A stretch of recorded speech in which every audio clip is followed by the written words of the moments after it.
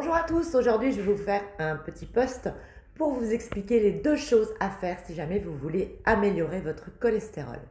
Tout d'abord, il faut savoir que le cholestérol est extrêmement important pour nos cellules. Donc lorsque l'on parle de mauvais et de bon cholestérol, ça ne veut strictement rien dire.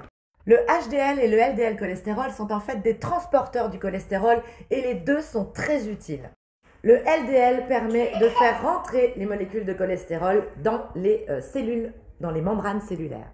Et le HDL cholestérol permet de faire sortir ces molécules de cholestérol des membranes cellulaires. Les deux sont donc extrêmement importants. Avoir beaucoup de HDL cholestérol permettra de protéger vos membranes cellulaires. Mais si vous avez trop de LDL cholestérol par rapport à votre HDL, eh bien il y aura trop de molécules de cholestérol au sein des membranes cellulaires, ce qui fera que vos membranes cellulaires seront beaucoup plus rigides et donc ceci provoquera une diminution de la fluidité des cellules. Et ce qui est dangereux en fait, ce n'est pas forcément le LDL cholestérol, mais c'est le LDL cholestérol oxydé. C'est celui-ci que l'on retrouve dans les plaques d'athérome qui sont la source, la cause des maladies cardiovasculaires. Et est-ce que vous savez ce qui oxyde le LDL? Eh bien, c'est principalement les sucres. Donc faites attention aux sucres et notamment aux sucres cachés. Donc les deux solutions pour améliorer votre santé et notamment au sein de votre cholestérol. La première, ça va être d'augmenter le HDL cholestérol. Pour cela, je vous conseille de consommer des œufs tous les matins ou au moins 5 jours sur 7, on va dire.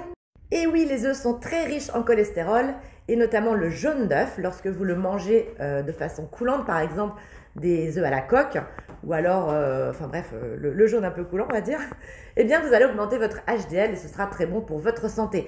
En prenant les œufs le matin, vous amenez les œufs au bon moment de la journée puisque c'est à ce moment que l'HMG coenzyme réductase est active, c'est-à-dire l'enzyme qui permettra de faire une bonne synthèse de cholestérol, tout simplement.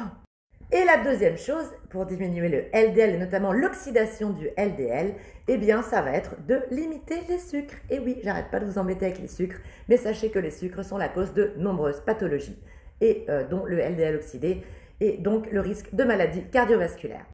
Et croyez-moi, je suis la preuve vivante de ça, puisqu'à l'âge de 18 ans, j'avais plus de presque 3 grammes de cholestérol total.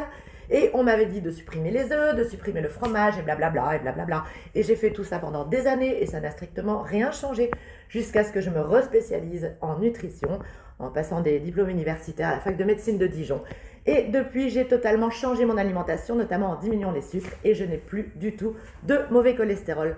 Je n'ai plus non plus de triglycérides, puisque j'en avais également. Donc, croyez-moi, c'est efficace.